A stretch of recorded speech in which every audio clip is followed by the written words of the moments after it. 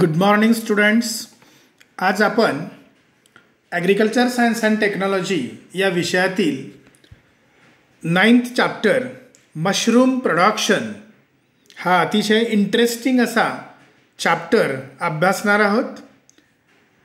Mushroom प्रोडक्शनमध्ये mushroom म्हणजे काय, त्यानंतर टाईप्स ऑफ मशरूम्स आणि त्याचं कल्टिवेशन की आपल्याला त्याचं प्रोडक्शन कमर्शियल प्रोडक्शन कसं घेता येईल या बाबतीत या धड्यामध्ये आपल्याला अभ्यास करायचा आहे.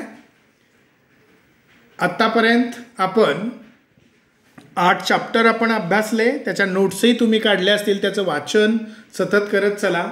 आणि आता आपण हा 9वा अतिशय महत्त्वाचा आणि इंटरेस्टिंग असा चॅप्टर अगदी नवीन आहे आपल्या सिलेबसमध्ये, तर तो आपण आता अभ्यासूया.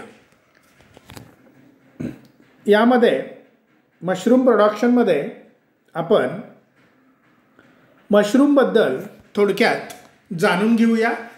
मशरूम म्हणजे काय, त्याला आपण मराठीमध्ये अळिंबी असं म्हणतो. Mushroom it is a fleshy याचा अर्थ मांसल.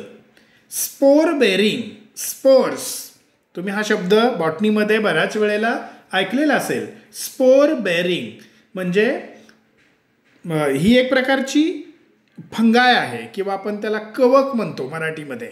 बुरशी आहे आणि बुरशीचे जे बी असतात किंवा बीजाणू असतात त्याला आपण स्पोर्स म्हणतो. तर हे जे मशरूम आहे ते फ्लेशी आहे, स्पोर बेरिंग आहे. स्पोर बेरिंग फ्रुटिंग बॉडी असंही आपण त्याला म्हणतो ऑफ फंगस. फंगस म्हणजे बुरशी. It is a fleshy spore bearing fruiting body of fungus असं आपण त्याला साधारणतः त्याची व्याख्या करू शकतो. Typically produced above ground or its food source. आपल्याला पावसाळ्यामध्ये किंवा जिथं ओलसर जागा आहे अशा ठिकाणी ही अळिंबी की जिथं तिला फेवरेबल कंडिशन असेल तर डेड आणि डिकेइंग कुजलेल्या अशा ऑर्गॅनिक मटेरियलवरती ते मशरूम आपल्याला आढळतं. त्याला आपण अगदीच ग्रामीण भागामध्ये कुत्र्याची छत्री असं आपण म्हणतो, तर ते मशरूम. तर अशा डेड झालेल्या कुजलेल्या ऑर्गॅनिक मॅटरवरती ही आपल्याला फंगाय किंवा मशरूम आढळते. एकच फक्त लक्षात ठेवा, fleshy spore bearing fruiting body of fungus, एवढं त्याच्यामध्ये लक्षात ठेवा. व्हॉट इज मशरूम, तर हे आपल्याला असं प्रकारे सांगता येईल. Next, all edible fungi are saprophytes. Edible म्हणजे खाण्यायोग्य. सॅप्रोफाइट्स याचा अर्थ microorganism like fungi can't make their own food, की ज्या बुरशी आहेत अशा की ज्या स्वतःचं अन्न त्या बनवू शकत नाहीत, किंवा अशा ज्या काही वनस्पती आहेत त्याला आपण सॅप्रोफाइट्स म्हणतो. तर ते एडिबल असेल किंवा नॉन एडिबलही असेल. मशरूम एडिबल बी आहे आणि नॉन एडिबलही आहे. तर all edible fungi are saprophytes. The edible species are commonly known as mushroom. तर ह्या ज्या एडिबल आहेत, ज्या फंगाय किंवा सॅप्रोफाइटमध्ये, सॅप्रोफाइट या कॉलममध्ये किंवा त्या विभागामध्ये आपण फंगाय एडिबल असेल तर त्याला मशरूम असं म्हणतो. While those which are poisonous are known as toadstools. Edible non poisonous असेल त्या फंगायला आपण म्हणतो मशरूम, अंडरलाईन. आणि पॉयझनस असेल तर टोडस्टूल्स, लक्षात ठेवा शब्द, अंडरलाईन करा, त्याला आपण टोडस्टूल असं म्हणतो. Mushroom is a fungus lacking in chlorophyll. तर क्लोरोफिल हा पिगमेंट त्याच्यामध्ये नसल्यामुळे ते सॅप्रोफाइट या गटामध्ये ते येतं. They can't make their own food असं आपण म्हणू शकतो की तिथं क्लोरोफिलचा अभाव असतो. And obtains nutrient from organic compounds mainly available in organic waste. आणि मग त्या ऑर्गॅनिक वेस्टमधून डेड डिकेईंग मटेरियल असेल त्याच्यामधून ते डायरेक्ट न्यूट्रिएंट्स घेतात. हे एवढी बॉटनी आपल्याला मशरूमबद्दल लक्षात ठेवावी लागेल. पहिली लाईन आपण सांगितली, fleshy spore bearing fruiting body of fungus असं आपण म्हटलं. Typically produced above the ground or its food source, म्हणजेच डेड ऑर डिकेइंग मटेरियल, त्याच्यावरती ते उगवतं. All edible fungi are saprophytes असं आपण म्हटलेलं आहे. पुढे आपण मशरूम कोणाला म्हणतो तर edible फंगाय which is non poisonous असं असेल तर मशरूम, आणि पॉयझनस असेल तर त्याला काय म्हणायचं, टोडस्टूल्स, अंडरलाईन. त्यानंतर मशरूममध्ये कुठल्या पिगमेंटचा अभाव असतो, क्लोरोफिल, आणि त्यामुळं they can't make their own food, they get nutrients directly from the organic waste असं आपण साधारणतः म्हणू शकतो. तर हे झालं थोडक्यात मशरूमची ओळख. अळिंबी म्हणजे काय, मशरूम म्हणजे काय, त्याची बॉटनी काय आहे ते आपण थोडक्यात इथं बघितली. परत त्याच्या डायग्रॅमकडे आपण जाऊया की ती नक्की दिसते कशी. तुम्हाला डायग्रॅम्स ज्या दिलेल्या आहेत, मला वाटतं नोट्समध्ये तुम्हाला ती डायग्रॅम दिलेली आहे. त्याच्यामध्ये मायसेलियम नावाचा एक अंडरग्राऊंड पार्ट असतो की जो न्यूट्रिएंट ॲब्सॉर्ब करण्यासाठी उपयोगी येतो. त्यानंतर गिल्स असतात की ज्याच्यामध्ये स्पोर प्रोडक्शन होतं. स्टेम असतं की जे कॅपला सपोर्ट करतं. त्यानंतर काही स्केल आहेत. त्यानंतर कॅप आहे. मध्येच एक असं गोलाकार स्ट्रक्चर असतं, त्याला रिंग म्हणतो आपण. फक्त त्याची डायग्रॅम लक्षात ठेवा आणि त्याचं लेबलिंग. कॅप कशाला म्हणायचं, स्केल्स कशाला, गिल्स कशा आहेत, गिल्स स्पोर प्रोड्यूस करणारा ऑर्गन आहे, स्टेम सपोर्ट करणारा आहे, रिंग आहे. मायसेलियम हे अंडरग्राऊंड आहे, बाकीचे सगळे अबव ग्राउंड पार्ट आहेत. कप म्हणजे काय हे साधारणतः फक्त लेबलिंगसाठी तुम्ही ते लक्षात ठेवा. आता आपण पुढे जाऊया. ते नोट्समध्ये तुम्हाला डायग्राम दिलेली आहे, इथे स्लाइडमध्ये ती दाखवलेली नाही. आता आपण पुढे जाऊया. इम्पॉर्टन्स ऑफ मशरूम, काय महत्त्व याचं, का प्रोडक्शन करायचं. एडिबल आहे, ठीक आहे, एडिबल असलं म्हणून काय झालं, त्याचं महत्त्व काय आहे हे आता आपण समजावून घेऊया. Mushrooms are used as a food and medicine. पहा, एक वेगळ्या प्रकारचं अन्न आणि औषधी गुणधर्म असलेलं हा मशरूमचा जो काही एडिबल पार्ट आहे त्याचा आपण उपयोग करतो. Mushrooms are popular for their delicacy and flavour. तर ते स्वादिष्ट तर आहेच, त्याचा फ्लेवर चांगला आहे म्हणून ते पॉप्युलर आहे. Mushrooms are great source of protein. तर याच्यामधून आपल्याला प्रोटीन जास्तीचं मिळतं. Vitamin B, C and D हे व्हिटॅमिन्स जे आपल्याला गरजेचे आहेत ते सुद्धा त्याच्यामधून मोठ्या प्रमाणात मिळतात. Mushrooms are the great source of proteins and vitamins असं आपण म्हणू शकतो. It's source of minerals like phosphorus, potassium, copper, zinc, iron, manganese and magnesium. तर हे जे काही लागणारी खनिज द्रव्य आहेत, आपल्या बॉडीला लागणारी पौष्टिक तत्व आहेत, ती सगळी या मशरूममधून आपल्याला मिळतात.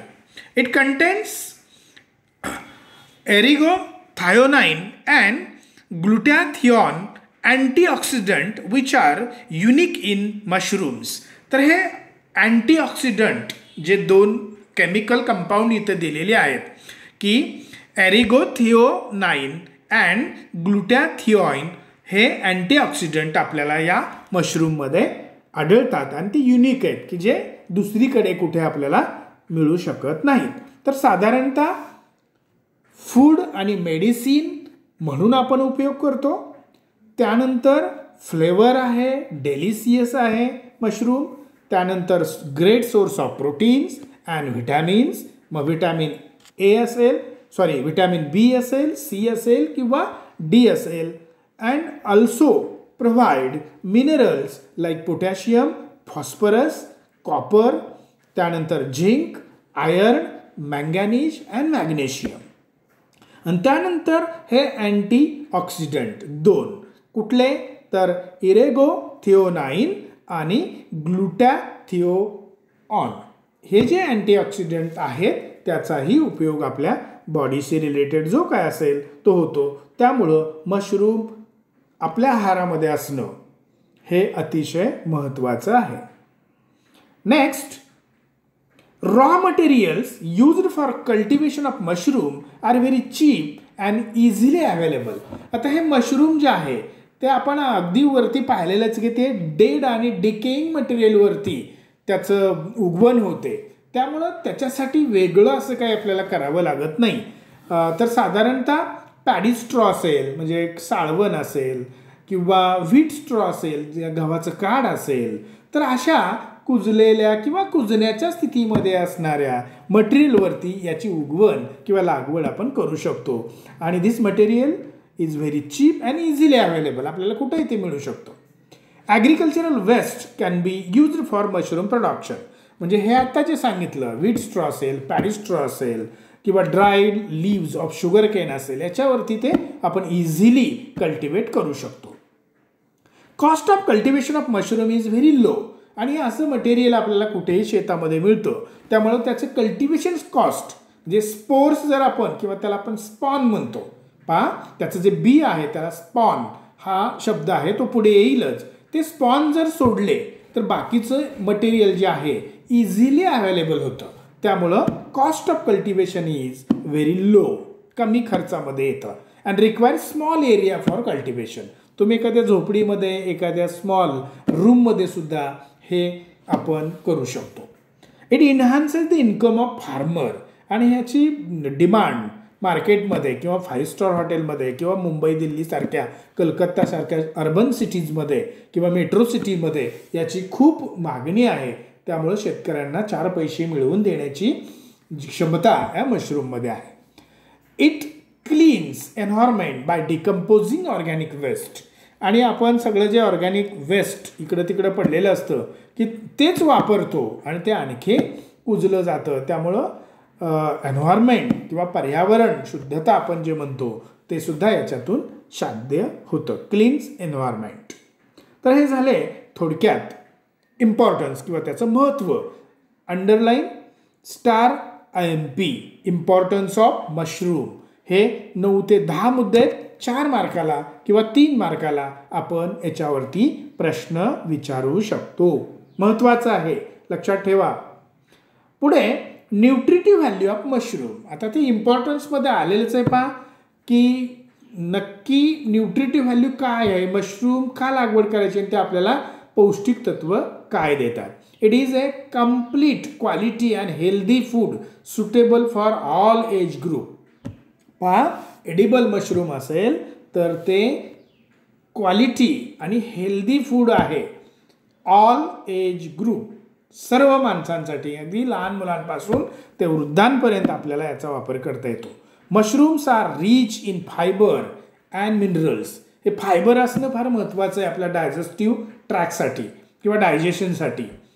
तर ते फायबर आणि मिनरल्स अगोदर मी तुम्हाला सांगितलेली नावं potassium phosphorus copper zinc iron हे जी पौष्टिक तत्व आहेत ते आपल्या किंवा मिनरल्स आहेत खनिजद्रव्य आहेत ते आपल्याला मिळू शकतात.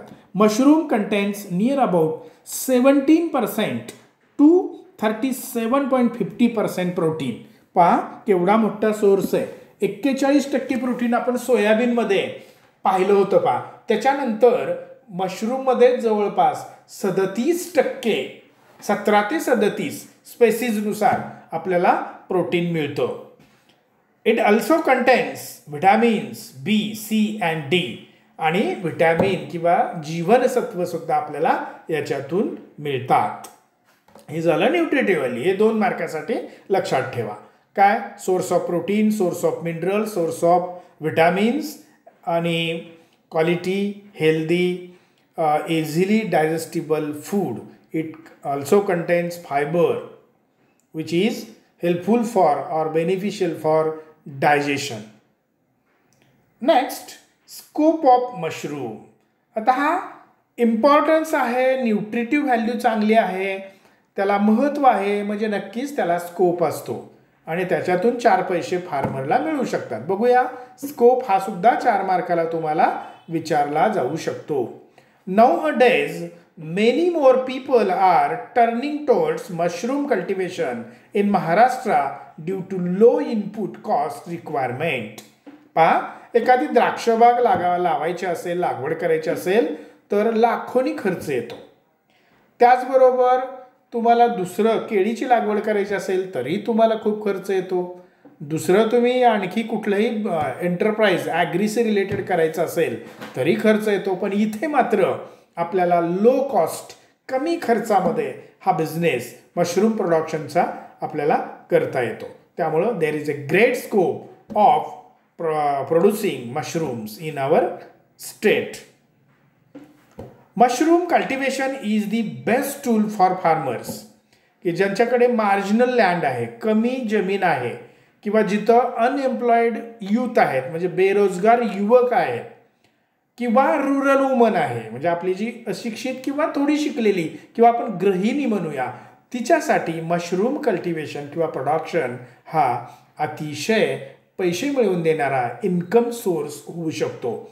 Mushroom cultivation is the best tool for farmers, unemployed youth and rural woman for increasing their income. लक्षात आलं? तर हे मशरूम प्रोडक्शनचं जे महत्त्व आहे ते स्कोपमध्ये आपल्याला दिसून येतं. Mushroom cultivation requires cheap raw material which is easily available at farm as paddy or wheat straw. ज्याच्यावरती कल्टिवेट आपल्याला करायचं आहे, ज्याचे बेड्स आपण बनवणार आहोत ते मटेरियल पॅडी स्ट्रॉ असेल, व्हीट स्ट्रॉ असेल, फुकटच मिळतंय, ते इझिली अवेलेबल होतं आहे. त्यामुळं मशरूम प्रोडक्शनसाठी किंवा कल्टिवेशनसाठी स्कोप आहे. It can be grown on almost anyone anywhere and has a great market demand due to its medicinal and nutritional value. हे तुम्ही कुठेही करू शकता, तुमच्या घरामध्ये, रूममध्ये, आणि त्याला मार्केटमध्ये एवढी व्हॅल्यू आहे, डिमांड आहे. का? It contains proteins, it contains vitamins, it contains minerals and some medicinal value also. काही औषधी गुणधर्मसुद्धा त्याच्यामध्ये आहेत. त्यामुळं ते मार्केटमध्ये हातोहात खपवलं जातं किंवा खपलं जातं. It can be grown in places like huts, small rooms, tunnels, shades or shelter. हे अगोदरच तुम्हाला सांगितलं की त्याच्यासाठी असं वेगळं काही करावं लागत नाही. तुमचं छपराचं घर असेल, पत्र्याचं असेल किंवा तेवढं एन्व्हायरमेंट आपण क्रिएट केलं त्याला जे लागणार आहे, तर तुम्ही साध्या हट्समध्ये म्हणजे झोपडीमध्ये, स्मॉल रूममध्ये, लहान खोलीमध्ये किंवा टनेल्स, एखादा छोटासा बोगदा केलेला असेल त्याच्यामध्ये किंवा सावलीमध्ये हे तुम्ही मशरूम कल्टिवेशन करू शकता. तर आज आपण नोट्स तुम्हाला अगोदरच मी दिलेले आहेत. तर मशरूम म्हणजे काय, त्याचं मिनिंग, त्यानंतर त्याची डायग्राम तुम्हाला काढावी लागेल. तर ती डायग्राम तुम्ही नोट्समध्ये दिलेली आहे. त्याचे पार्ट्स पहा. हे सॅप्रोफाइट फंगाय आहे. एडिबल असेल तर त्याला आपण किंवा नॉन पॉयझनस असेल तर मशरूम म्हणतो आणि पॉयझनस असेल तर त्याला टोडस्टूल्स असं म्हटलेलं आहे. ह्या मशरूममध्ये क्लोरोफिल पिगमेंट नाही, त्यामुळं हे स्वतःच अन्न बनवू शकत नाही. कुजलेल्या किंवा अशा डिकेईंग मटेरियलवरती त्याची वाढ होते. आणि त्याचे जे पार्ट्स आहेत मग scale, gill, cap, ring, mycelium हे तुम्ही त्या वहीमध्ये व्यवस्थित काढा. त्यानंतर आपण इम्पॉर्टन्स पाहिलं, महत्त्व काय आहे, का प्रोडक्शन त्याचं घ्यायचं. त्याचबरोबर आपण त्याची न्यूट्रिटिव्ह व्हॅल्यू पाहिली की त्याच्यामध्ये प्रोटीन, फायबर, मिनरल्स, व्हिटॅमिन्स अशा गोष्टी मिळतात. मेडिसिनल व्हॅल्यू आहे, फ्लेवर आहे, डेलिशियस आहे, हे सगळं त्याच्यामध्ये आहे. म्हणून ते न्यूट्रिटिव्ह व्हॅल्यूसुद्धा त्याची चांगली आहे. आणि ज्याला स्कोप असतो, ज्याला इम्पॉर्टन्स चांगला आहे, इकॉनॉमिक इम्पॉर्टन्स आहे, ज्याची न्यूट्रिटिव्ह व्हॅल्यू चांगली आहे, तर त्याला स्कोप नक्कीच असतो. आणि तेच काही मुद्दे रिपीट पुन्हा स्कोपमध्ये आपण घेतलेले आहेत. तर scope of mushroom cultivation, importance of mushroom cultivation आणि न्यूट्रिटिव्ह व्हॅल्यू ऑफ मशरूम हे तिन्ही पॅरेग्राफ किंवा स्लाइड्स अतिशय महत्त्वाच्या आहेत. स्टार IMP 3 किंवा 4 मार्काला तुम्हाला हे विचारलं जाईल. त्यानंतर आपण पुढच्या लेक्चरला मशरूम, त्याचे प्रकार, आणि त्याची नक्की कल्टिवेशन प्रोसिजर काय आहे ते आपण एका पाठोपाठ एक बघणार आहोत. तोपर्यंत आपण आज इथेच थांबूया. धन्यवाद.